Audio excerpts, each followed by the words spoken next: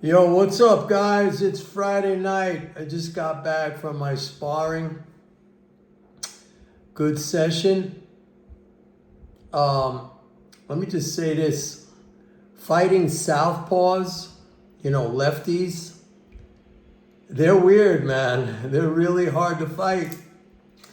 If you've done any boxing, you probably know what I'm talking about. They're just, I don't know, their movement, they're weird. Yeah. Southpaws are hard to fight. Anyway, so today we got some numbers, man. I got to go over it. I mean, we had a good day in the market.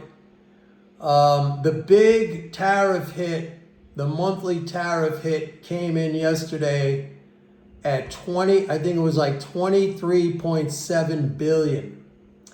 So for the month so far, and we still have a week to go, we're almost 32 billion drained from tariffs. We're going to be, I'm telling you, these tariffs, I'm going to talk a lot about this right now because I don't know if Trump knows what he's doing, man, because we're going to be approaching like 35 billion drain per month.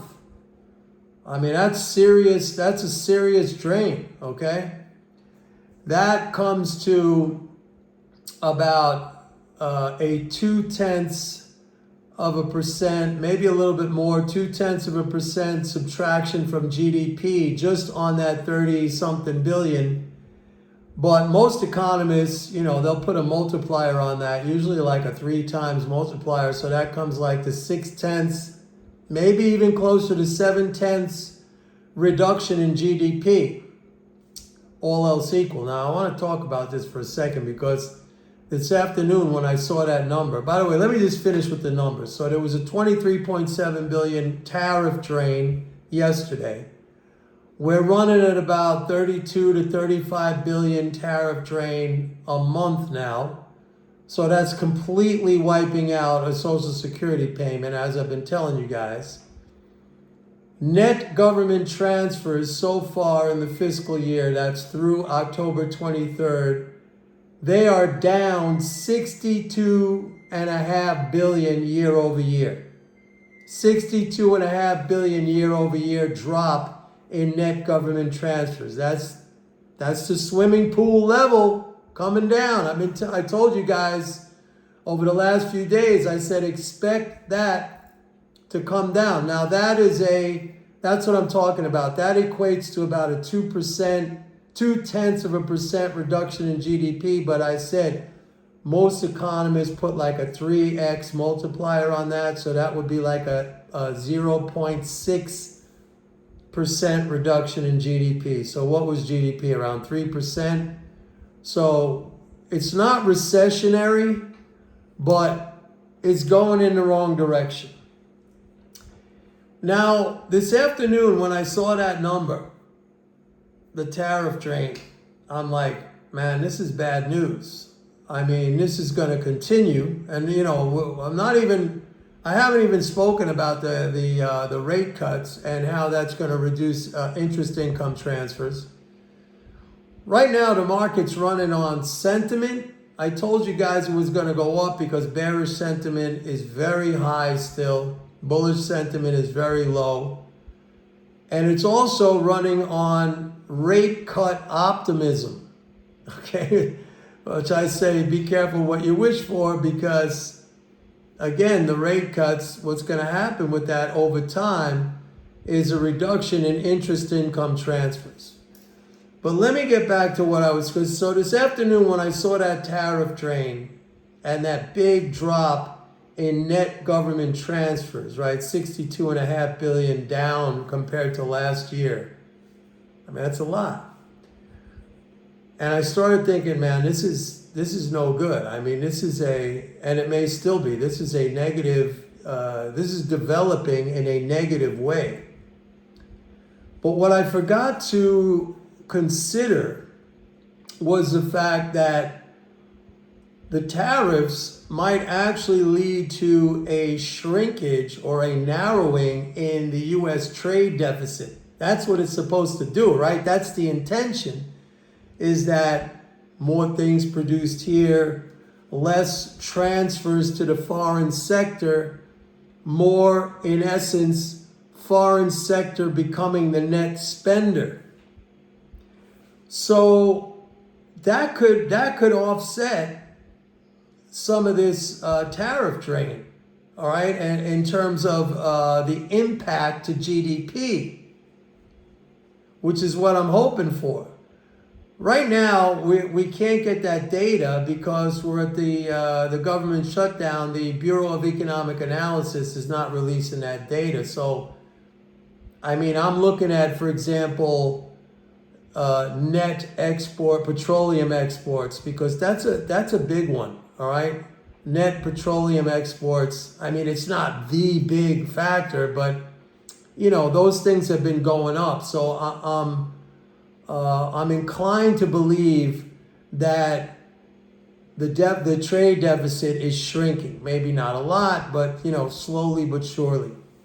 That's an offsetting factor to the drop in net government transfers, okay? Because like I said, essentially what's happening is that the foreign sector is becoming more of a net spender, all right? So that's something to think about. But in the near term, like right now, leading flows are still above last year. Not by a lot, like 8-something billion. But what I was saying is that as long as they're running on the same baseline as last year, which we did 7.73 trillion leading flows, I'm not really that concerned. But I am concerned about this drop in net government transfers, and that's gonna get bigger. All right? That's gonna get bigger because you're gonna start to see the impact of reduced interest income transfers as the Fed cuts rates. We're going to get a rate cut next week again. So a lot of things are in flux now. All right? And I happen to think, you know, let's set aside for a second the trade situation, the U.S. trade deficit or current account deficit, because I don't know. All right, I'm pretty sure it's going to shrink over time, but the shrinkage is probably going to be slow. If we're looking at transfers and we're looking at this drop based on tariffs, and we're looking at the drop that's going to happen based on interest income, that's going to slow economic growth down. So there's two things I'm pretty sure about. All right? Number one, you want to be in treasuries, because once the Fed starts to see the slowdown in economic growth, these rate cuts are going to be happening and happening and happening, all right? I mean, how many times have I said this treasury trade is low-hanging fruit? Like everybody ran after gold and, you know, they're in stocks, which I'm still bullish on stocks for now. But the treasury market been sitting out there, everyone thinking, oh, you know, inflation, the Fed's not going to cut rates. Believe me, they're going to cut rates a lot more than people think. And this is a great play right now. Like nobody's paying attention to it. That's number one. I said there's two things I'm pretty sure of. That's number one, is the treasury. The second thing that I'm pretty sure of, and I called it, last Friday or Monday, gold has topped out. Okay? Gold has topped out. And I'm not talking about like for all time. I don't know for all time. But I think for a significant period, gold has topped out. This decline in net government transfers, this very small increase in leading spending flows, gold has topped out. All right? So those are the two things I'm pretty sure of. Right now, the stock market is running on sentiment, which I said we're going to see bullish sentiment get to a very high level, and we're going to see bearish sentiment drop to well below the historical average. Right now, it's still above the historical average, bearish sentiment. That's got to come down. And that's going to come down. All right? So, very interesting numbers. It's what I was telling you was going to happen as far as these numbers are concerned, as far as how the evolution of these numbers are going to continue to progress.